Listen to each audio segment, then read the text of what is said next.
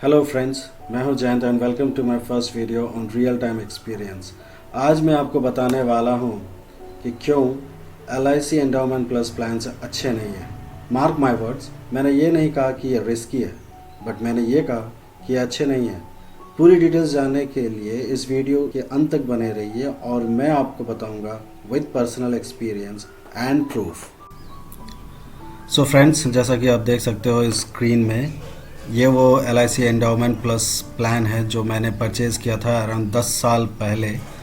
आप इसका issuance date से देख सकते हैं, 25/10/2010 का है। इस पे मैंने इन्वेस्ट किया था 30,000। इस एंडोमेंट प्लस प्लान में इन्होंने इक्विटीज़ पे इन्वेस्ट किया था। अब इस पे ऑलरेडी इन्होंने मेंशन किया हुआ है कि in this policy the investment risk in the investment portfolio is born by the policy holder itself. मतलब इन्होंने पहले से ही हमें बता दिया था कि भाई इस पे थोड़ा सा जो रिस्क है वो पॉलिसी होल्डर्स को ही बियर करना है। बट उसके बाद अभी इसकी जो मैच्योरिटी डेट है ये 25/10/2020 की है। जनवरी 2021 में मैंने नोटिस किया कि यह मैच्योर हो चुका है। तो जब मैंने पता लगाया कि इस पे मुझे कितना रिटर्न मिलने वाला है, उन्होंने कहा कि लगभग मुझे सही रिटर्न मिलने के चांसेस हैं। मैंने उनसे पूछा कि भाई आप बताइए कि मुझे कितने पैसे इसमें मिल सकते हैं। तो उन्होंने बताया कि अगर ये जनवरी में मैच्योर हुई होती तो मुझे 61,000 मिल रहे होते। आई मीन जनवरी एंड में अगर ये मैच्योर हुई होती तो मुझे 61,000 मिले होते out of my invested 30,000। But हालांकि ये 25/10/2020 को मैच्योर हो चुकी है तो मुझे उस बेसिस पर ही पैसे मिलेंगे। मतलब अब अगर इन्होंने कोई यूनिट खरीद रखे हैं तो उस यूनिट के प्राइस 25 अक्टूबर 2020 में जो वैल्यू थी उसके बेसिस पर ही देंगे। तो फिर उन्होंने कैलकुलेट करके बताया कि ये अराउंड 54,500 के आसपास बनता है। अदरवाइज अगर इसकी मैच्योरिटी जनवरी एंड में होती तो ये मुझे 61,000 मिलता। मतलब कि यहाँ पे मुझे 6,500 का डिफरेंस दिख रहा है। अब वो 6,500 का डिफरेंस सिर्फ 3 महीने के गैप, जैसा कि आप देख रहे हैं 25 अक्टूबर को ये मैच्योर हुई है और 25 जनवरी को जब मैं उनके पास कनेक्ट करता हूँ तो वो मुझे कहते हैं कि इसकी वैल्यू आज की डेट में 61,000 है, बट आपको इसकी मैच्योरिटी टाइम यानी कि 25 अक्टूबर में जो मैच्योर हुई थी उसके बेसिस पर ही आपको पैसे मिलेंगे। मतलब इन 3 महीने की गैप के वजह से मुझे 6,500 कम मिल रहा है। अब आप ही डिसाइड कीजिए, 10 साल में मेरे पैसे 30,000 से बढ़कर 54,500 पहुँचे। मतलब 10 साल में मेरे पैसे कितना रिटर्न जनरेट की? 24,000। अब बस सिर्फ 3 महीने में इसने कितना रेवेन्यू जनरेट किया था? अगर आप अक्टूबर से जनवरी तक पकड़े तो ऑलरेडी ये 66,500, मतलब आपका 1/4, मतलब 10 साल में जो आपकी रेवेन्यू जनरेट हुई उसका 1/4 भाग या 3 महीने में ही जनरेट कर गया। मतलब एक्चुअली देखा जाए तो ये रेवेन्यू जनरेट नहीं किया, ये रेवेन्यू आपका लॉस हो गया है। अब यही वो पॉइंट है जो मैं कहना चाह रहा था, क्यों मैं कह रहा था कि ये अच्छा नहीं है। बिकॉज आप अगर देखोगे ये मैच्योर तो 25 अक्टूबर में हो चुकी थी, बट इस LIC की तरफ से मुझे कोई लेटर नहीं आया। अब जब मैंने इन्हें जनवरी में बताया तब इन्होंने अपने यूनिट्स बेचे और मुझे पैसे दिए। अब ये हालांकि यूनिट्स जनवरी में बेचे तो इन्होंने 61,000 में बेचकर मुझे 54,000 पकड़ा दिया बेस्ड ऑन 25 अक्टूबर 2020। इन्होंने 25 अक्टूबर को बेचकर मुझे उसके पैसे नहीं दिए।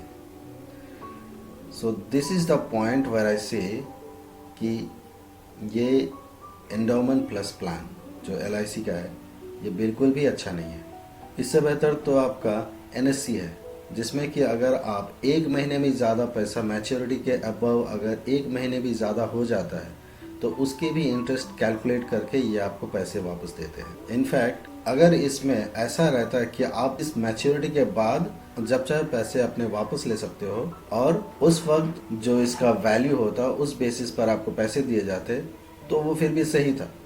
बट आप 3 महीने बाद पैसे उठा रहे हो जबकि उसका वैल्यू 61,000 है और आपको 54,500 दिया जा रहा है, तो वो मैं कहूँगा बिल्कुल गलत है। इसीलिए इस तरह के प्लान्स में इन्वेस्ट करना ये अच्छा नहीं है, क्योंकि हो सकता है आज आपने अगर इन्वेस्ट किया तो हर 8-10 साल में कोई ना कोई एक पेंडेमिक सिचुएशन से कुछ भी हो सकता है।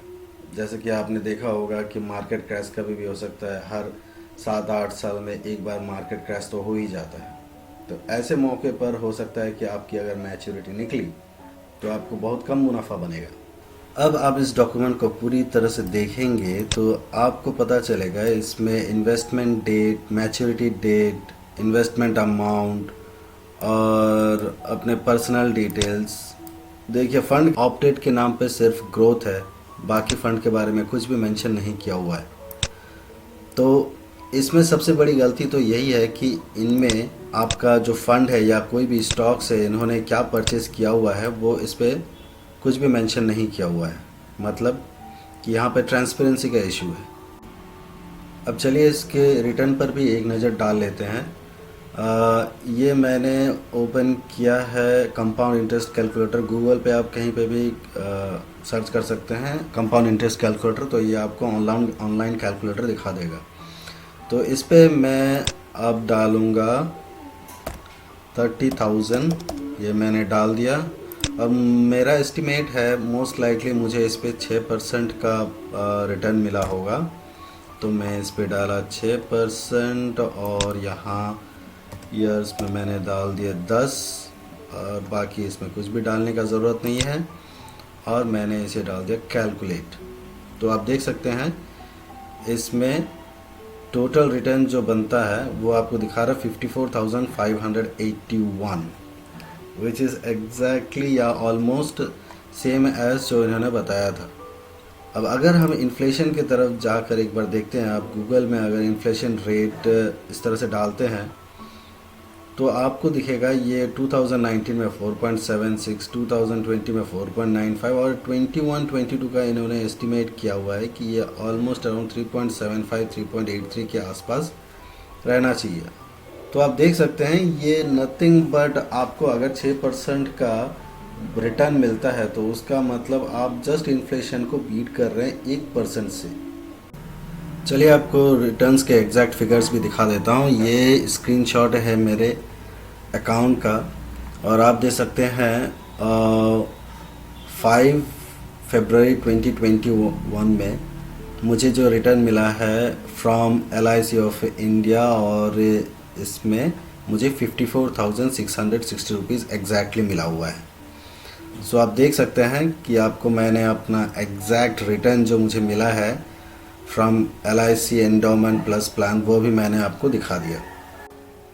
अब आप पूछ सकते हैं कि मैंने इस तरह की इन्वेस्टमेंट की गलती क्यों की, तो मैं बताना चाहूँगा कि 2 साल पहले तक इन्वेस्टमेंट का मुझे कोई ख़ास नॉलेज नहीं था। मेरी investment FD, NSC, PPF and LIC के इन्वेस्टमेंट कम इंश्योरेंस प्लान तक ही लिमिटेड थी।